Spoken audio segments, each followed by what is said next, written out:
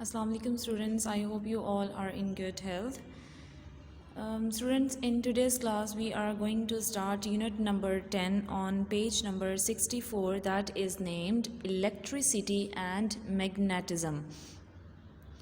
Electricity and magnetism. Today we will talk about electricity. What is electricity? First, you should know what electricity actually means. Electricity is a form of energy and we need it just for everything. Like in this modern age, almost all of our conveniences demand electricity. For example, we need electricity to light up our rooms, to heat our homes, and for letting things generate in most of our home appliances. So everything just needs electricity. Electrical conductors and insulators.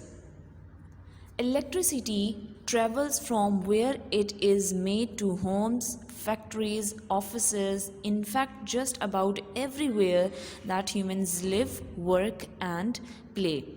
So there are almost every area where the application of electricity is needed.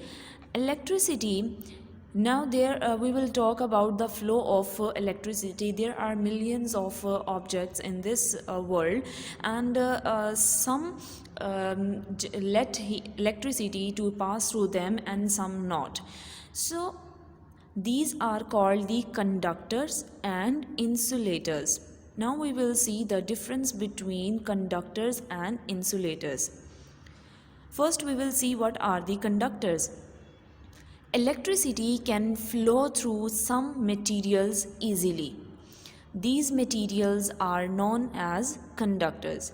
So it means that all the materials that let electricity to pass through them easily, they are known as conductors.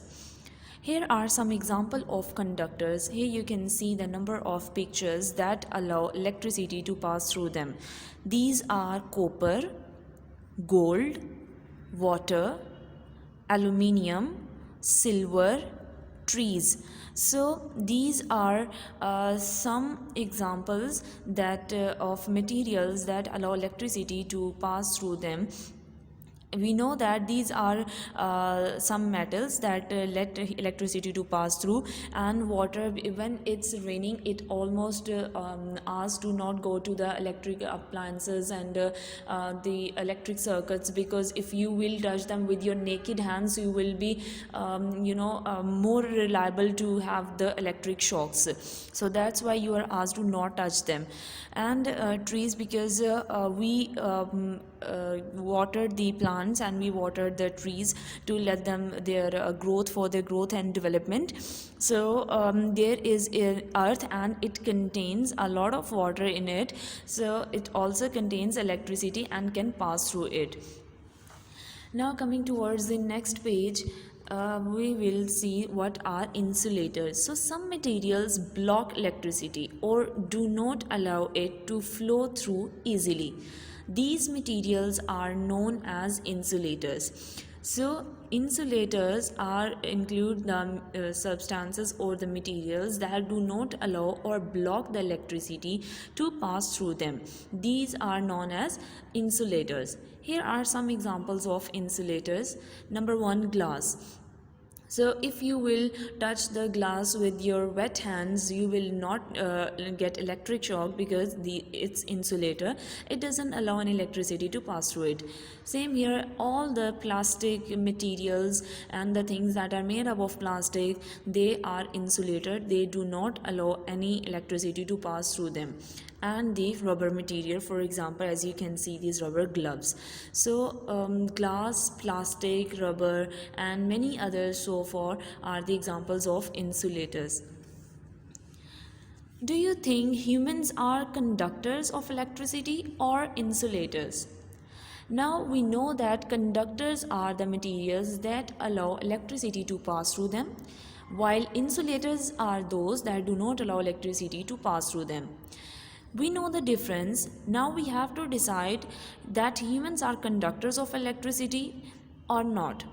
Remember that humans are made up of lot and lots of water. Our body, or one human body, at least contains 70% of water. So it's much more than half, 70%. So there is a lot of water in our body. So yes, and water is a conductor of electricity. So yes, humans are conductors of, very good conductors of electricity. That is why you should not stand outside during a lightning storm.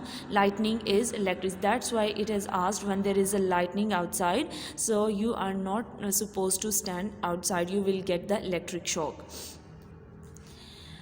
Here are some tips for you. That's how you can keep yourself safe from being get electric shocked. First, never touch a power point with wet hands. Don't plug too many appliances into a power point. Never poke around inside an electrical appliance while it is switched on. So you first keep the switch off, and then you have to put that electric appliance, and then you can turn it on. Here are some questions regarding the conductors and insulators. Question number 1, what are conductors? So we just discussed that materials that allow electricity to pass through them are known as conductors. And name some of them. You can name any 3 or 2 of them, like copper, gold, but bear in mind all the conductors that are that can pass electricity. Name what are insulators. Name some of them. And insulators, some materials block electricity or do not allow it to pass through easily, so these are known as insulators. And name some of them. You can name the glass, plastic, rubber. So these are the examples of insulators. Last question number 3, why is it important for humans to be careful with electricity? Why is it important for humans? Because we just know that humans are made up of lots and lots of water. So and water conducts electricity. So humans are very good conductors of electricity. So that's why it's important for humans to be careful with electricity. Students, you will be given these 3 questions with answers as your diaries. You are supposed to write these question answers on your notebooks and make sure to learn them as well. It will be a part of your finals. Khuda Hafiz.